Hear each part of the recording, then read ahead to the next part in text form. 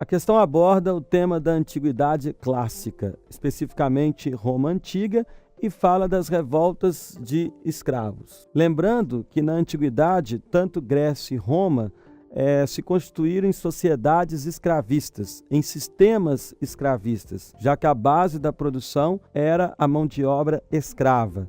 E esses escravos, em geral, eram estrangeiros, presos em guerras, prisioneiros de guerras, ou comprados como escravos, ou filhos de escravas que já nasciam escravizados. A escravidão por dívida chegou a existir também, mas só no início, tanto da história da Grécia Antiga quanto da Roma Antiga. Depois a escravidão por dívida foi abolida. E os escravos constantemente se rebelavam contra as suas condições. E a revolta mais famosa é a revolta de Espartaco, retratada, por exemplo, no cinema com o clássico Spartacus de Stanley Kubrick, uma revolta que envolveu um verdadeiro exército organizado com mais de 100 mil escravos contra os romanos. Mas essa foi apenas a mais conhecida, ocorreram várias outras revoltas. Aí diz o seguinte, que esses movimentos tiveram grandes dimensões, essas revoltas, mas não chegaram a ser capazes, o texto afirma isso, de ameaçar a ordem estabelecida. Que ordem é essa?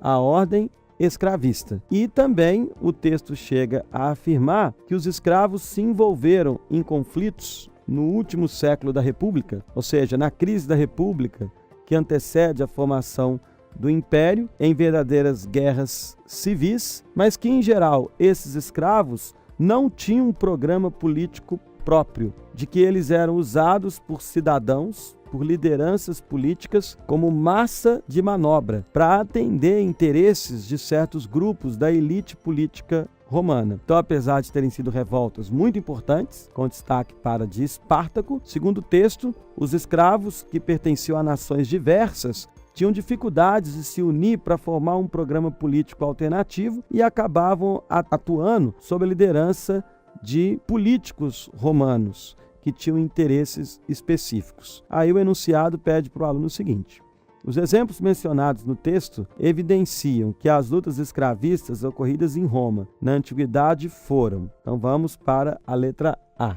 incapazes de desestabilizar a ordem política dos governos romanos. Está equivocada, porque houve uma desestabilização, sim. Elas não foram incapazes de desestabilizar, tanto que as revoltas escravas foram importantes para o fim da República e o início do Império. E por que não dizer que mais tarde as revoltas dos escravos também contribuíram para a crise do Império Romano? Então, portanto, a letra A está incorreta.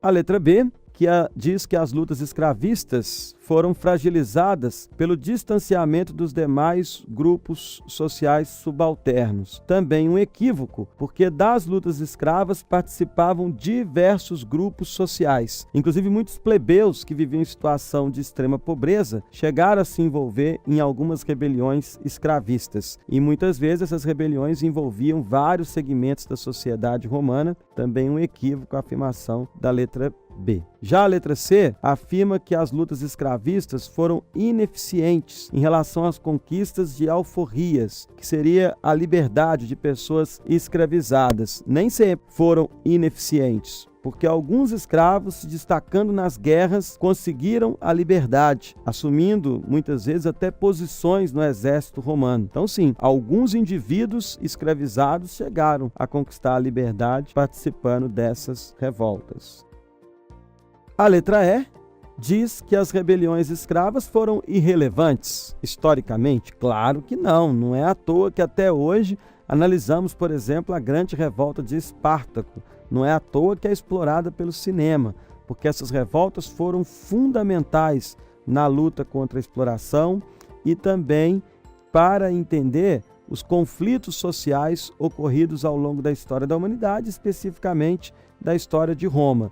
E não dá para negar que elas foram fundamentais depois para o fim do sistema escravista. Por mais que esse sistema só tenha acabado junto com o Império Romano, as lutas que ocorreram ainda na República, como a de Espartaco, também foram fundamentais no final para desestabilizar o escravismo. E por fim, a letra D de dado responde à questão. Essas revoltas, apesar da grande relevância histórica, eram limitadas pela falta de uma postura, de uma proposta alternativa a estrutura social vigente. Então, portanto, letra D de dado está dizendo o seguinte: os escravos se rebelavam em função das suas condições de falta de liberdade, mas por falta de uma proposta alternativa, essas rebeliões tinham certos limites.